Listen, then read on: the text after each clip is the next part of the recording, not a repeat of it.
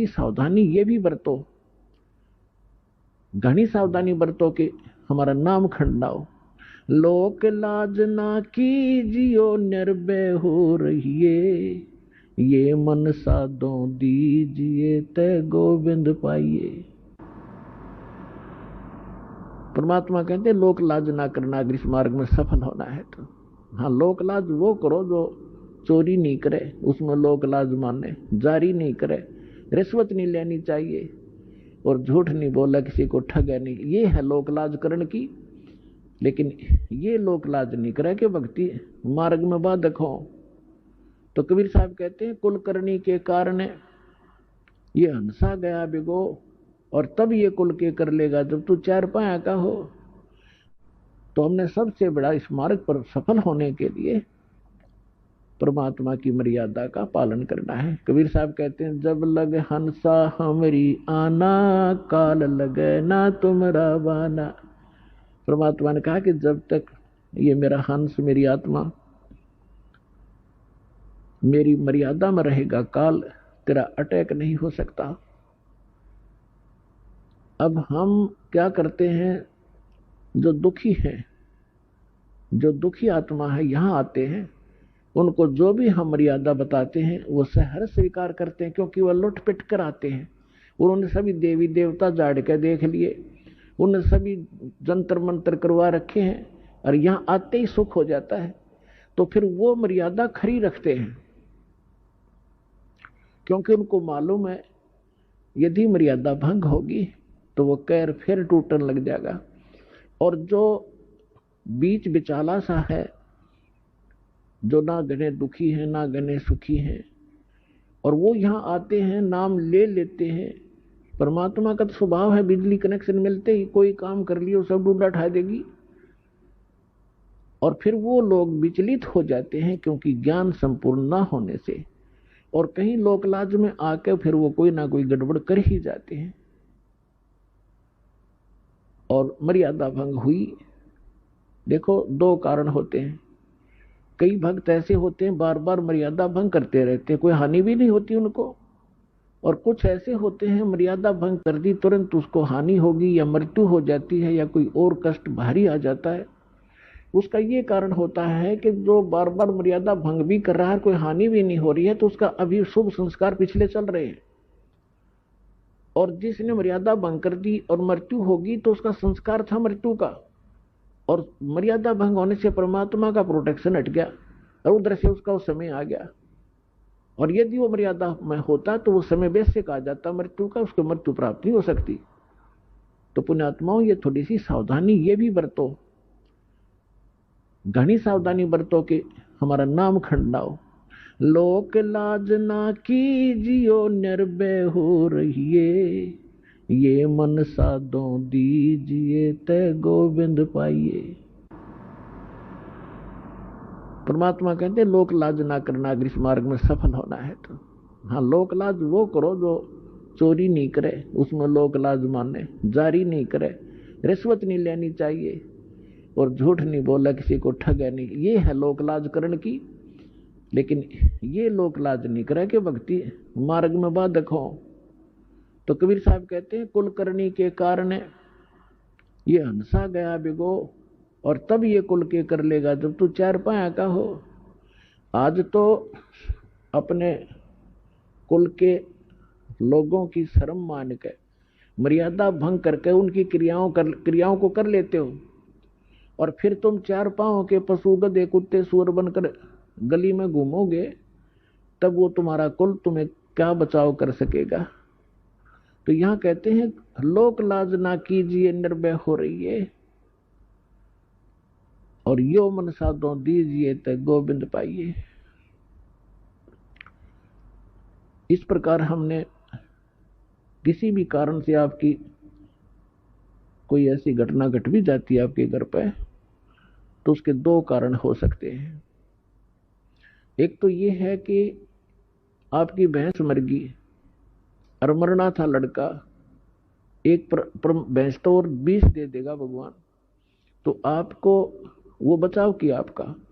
फिर दूसरा ये होता है कि जैसे कई भक्त होते हैं दुखी होकर आते हैं, कुछ एक को तो आप देख रहे हो, जैसा बहुत अनुभव सुनते हैं भक्तों की अपनी आत्म कथा, कई तो ऐसे होते हैं आते नाम लेते हैं और तुरंत ठीक हो जाते हैं अधिकतर, और कुछ एक ऐसे होते हैं नाम ले भी लेते हैं, 2-4-10 बार चक्कर भी लगा लिए, राहत नहीं, जो वो सोचकर आते हैं कि हमें ये होना चाहिए और वो नहीं हो रहा, तो वो ये सोच बैठते हैं कि मुझे तो कोई लाभ नहीं हो रहा। तो उसके कारण आपको बता दिया, बहुत से ऐसे हैं कि जैसे या तो मर्यादा भंग आपकी। कबीर साहब कहते हैं, अपनी महिमा पर बताते हैं, सतगुरु के दरबार में कमी काहे की ना, हन समोद ना पावता तेरी चूक चाकरी मां। इस कबीर भगवान के दरबार में इम्पॉसिबल वर्ड नहीं है इसकी डिक्शनरी के अंदर, लेकिन हमें लाभ नहीं मिल रहा, तो उस कहते तेरी चूक चाकरी में, तेरी कोई पूजा सेवा और श्रद्धा में त्रुटि है, उसको सुचारू कर, फिर डूंडा ठा देगा। भगवान ही समर्थ है, ये क्या नहीं कर सकता।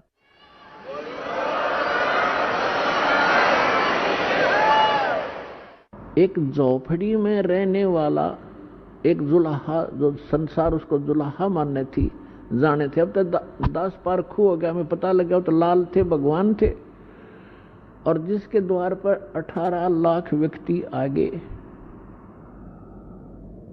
जिसके सुबह का आटा घर में ना हो और उसके घर पर 18 लाख मेहमान आ जाए, चिट्ठी बाई इनविटेशन, और सबको फिर 3 दिन तक वो मोहन भोजन खिला रहे हैं, सब हलवा पूरी खीर खांड, और सूखा सीधा को ले जाता, ले जाओ खा लियो अपने घर पर जाके, और एक असरफ एक दोहर दे रहे हैं।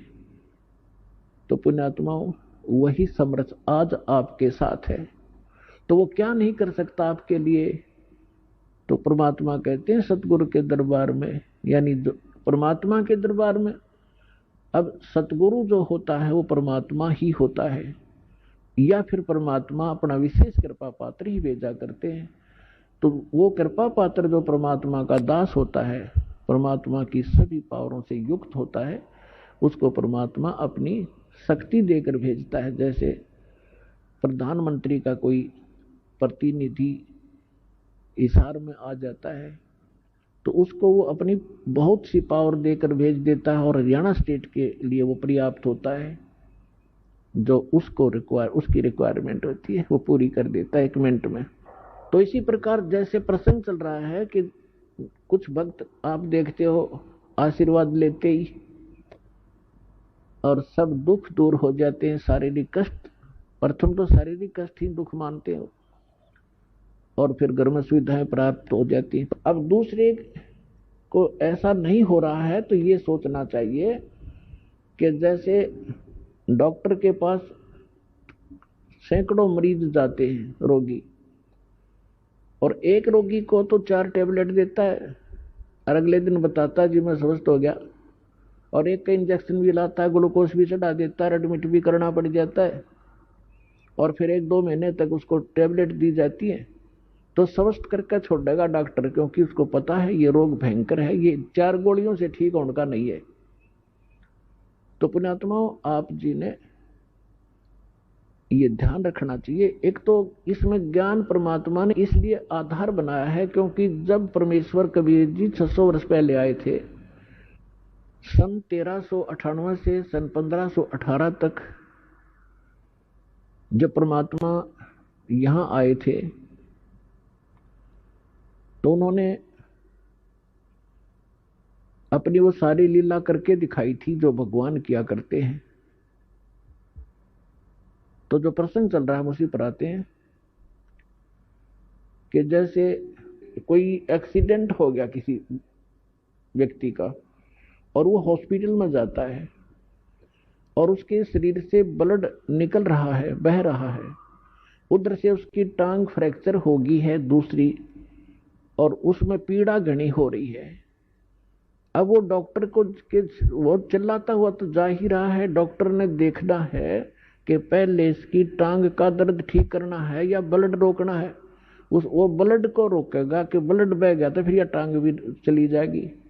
अब पहले वो ब्लड जो बह रहा है उसको रोकने की चेष्टा करेगा, टांग में बेसिक दर्द बना रहे, वो टांग जीवन नाशक नहीं हो सकता टांग का दर्द, इसलिए डॉक्टर पहले उसको रोकेगा जो जीवन नाशक है इसका, फिर धीरे धीरे उसका टांग का भी ट्रीटमेंट शुरू होगा। इसी प्रकार आप जो उद्देश्य लेकर आते हो और वो पूरा ना होता है तो परमात्मा ने हमारे को ये ज्ञान दिया। जब परमात्मा 600 वर्ष पहले आए थे, 120 वर्ष रह के गए थे, सन 1398 से सन 1518 तक 120 वर्ष, तो उस समय 64 लाख शिष्य हुए थे परमेश्वर के, एक धानक के, जुलाहे के, झोपड़ी में बैठे निर्धन व्यक्ति के। अगर उसको झोपड़ी में जाकर आदमी देखा तो सोचा ये संत कहां से थे, गरीब मजदूर व्यक्ति है। अब जैसे आज टीवी चैनल बनवाए परमात्मा ने दिया है ये नॉलेज, आपके जो बुद्धिमान व्यक्ति हैं, भगत हैं, उनका तो यह बात समझ में पक्की आ जाएगी कि ये जो भी आज इंटरनेट सिस्टम, यूट्यूब आदि बनाया है और ये इलेक्ट्रॉनिक सिस्टम बनाया है, ये परमात्मा ने दी है बुद्धि। अब जैसे ये अध्यात्म मार्ग का ज्ञान आज तक किसी ऋषि महर्षि से बड़े बड़े विद्वान जो दीक्षा करते किसी के पास नहीं था, और यू ज्ञान इस दास को दे दिया और ऐसा सुलझा के दर दिया, आम व्यक्ति समझ सकता है।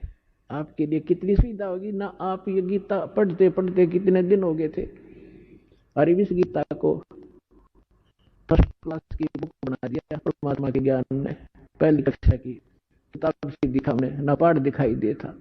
तो इस दास ने अपनी अकल और अपनी बुद्धि का खूब पता है, जिसी मेरे में बुद्धि थी, मुश्किल से पास होया करते, पढ़ा करते जब, और 6 बार पढ़ा करते जब कि एक लेसन याद होया करता।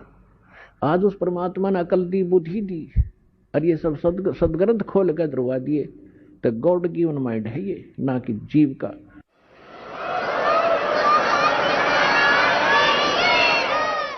और ठीक इसी प्रकार ये जो कुछ भी आज आप ये जिसको वैज्ञानिक तरक्की मान रहे हो, ये गॉड कबीर गिवन है आपके लिए, अपनी प्यारी आत्माओं को अपनी महिमा और अपनी जानकारी, अपनी पहचान बताने के लिए, कि ताकि ये मुझे समझनिया तो पीछा छुटवावें।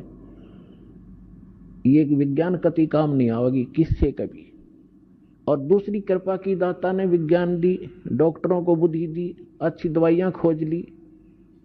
आप पहले हम देखा करते, हमारे पूर्वज और हम भी जब छोटे छोटे थे, इतनी औषधि थी नहीं, सिर में दर्द हो जाता, कपड़ा बांध के 3-3 दिन पड़े रहा करते, काम भी ना कर सके थे।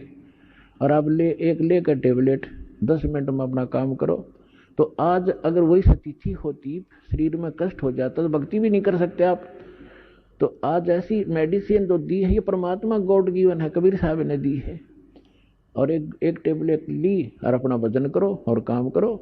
तो इसी जब 600 वर्ष पहले परमात्मा आए थे, एक दिन में वहां झोपड़ी में कपड़ा भी बुन रहे होते थे, और 1-1 हजार जगह जाकर प्रकट हो जाते थे, और सब जगह जाकर के अपना ज्ञान सुनाया करते थे। वही ज्ञान एक जगह बोलते थे, सब जगह अन्य रूपों में भी वही ज्ञान एक जैसा सब जगह बोला जाता था। जैसे आजकल टीवी से, चैनल से यहाँ बोला जा रहा है, आप विश्व में कहीं भी देख और सुन सकते हैं। तो उसमें परमात्मा ऐसी लीला करते थे जैसे आजकल तो कोई, जैसे आज यदि कोई ये करता है, परमात्मा आज करते ये लीला, तो आज वह बात बना नहीं हो। क्योंकि आज तो 1 मिनट में पता लग जाए महाराज जी वहां सत्संग कर रहे थे, दूसरा को यहाँ भी कर रहे हैं, तीसरा को वहां भी कर रहे हो। तो ये एक सृष्टि क्रम में खलबली मच जाती है, और जादूगर कहने लग जाएंगे फिर जादूगर है तो। और उस समय कोई जाना नहीं था 10 किलोमीटर दूर के हो रहा है, 5 किलोमीटर 1 हफ्ते में पता लग गया करता। वहां एक कोई भगत आया था, कोई संत भगत सत्संग कर रहा था। तो आज परमात्मा ने अब ये तरीका अपनाया आपके लिए। उसमें तो वर्बली सुनाया करते थे, जो ज्ञान आपको कबीर सागर से, कबीर वाणी से दास सुनाता है, समझाता है, बताता है। लेकिन वो नकली संत परमात्मा के इस ज्ञान को नकारा करते थे कि झूठ बोला है, कुछ नहीं जानता, दानक है, दुल्हा है, शूद्र है, ये संस्कृत पढ़ नहीं सकता, संस्कृत तो ब्राह्मण लोग पढ़ते हैं। तो इन नकलियों की दाल गली रही। और उस समय परमात्मा के 64 लाख से सोना, आज से 600 वर्ष पहले पूरे इंडिया की 4 करोड़ आबादी नहीं होगी। और उस समय इराक, ईरान और जो पश्चिमी और पूर्वी पाकिस्तान, बलोचिस्तान, अफगानिस्तान और गजनी तक, ये सारा भारत था। और सारे भारत में 4 करोड़ आबादी नहीं होगी उस समय। और उस समय 64 लाख से सो जाना एक दानक जो लाए के, क्या वो मानुष था या कि कवि था? वो समर्थ शक्ति थे, वो कबीर भगवान थे। तो उस समय परमात्मा ने ज्ञान यही दिया, लेकिन ज्ञान कम, हम समाधान ज्यादा चाहते रहे। तो जो भी परमेश्वर के आता था शरण में, कबीर साहिब की में, तो उसी को सुख होता था, क्योंकि ये परमात्मा है, ये हमारा पिता है और ये हमारे दुख को देख नहीं सकता और समर्थ है। अब जैसे कोई बालक है, बच्चा है, और किसी भी कारण से उसने कर्जा सिर पर कर लिया और पिता के पास सामर्थ्य है, और वो पिता के पास आता है, पिताजी ऐसे ऐसे हो गया, तो वो कहेगा बेटा आगे गलती नहीं करेगा, नहीं ये तेरा कर्जा मैं तार देता हूं, तो वो आगे ठीक चले तो वो बात बनेगी। तो इसी प्रकार ये समर्थ परमात्मा है। जो भी परमेश्वर की शरण में आते थे सब सुखी हो जाते थे। ऐसे 64 लाख शिष्य बन गए।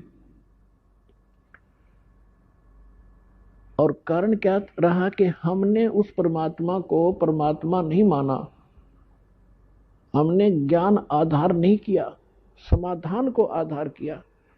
और जब सुख होते चले गए, फिर वो बकवाद हमारे मन में फिर घर कर गई, जिस कारण से हम 64 लाख के 64 लाख यहीं फिर भटकते रह गए, पार नहीं हो पाए। नहीं तो उसमें पार कर सकते थे। उसका कारण ये रहा, कबीर साहब ने कहा कि ज्ञान संपूर्ण हुआ नहीं और हृदय नहीं छिदावे, और देखा देखी भक्ति का यो रंग नहीं ठहरावे।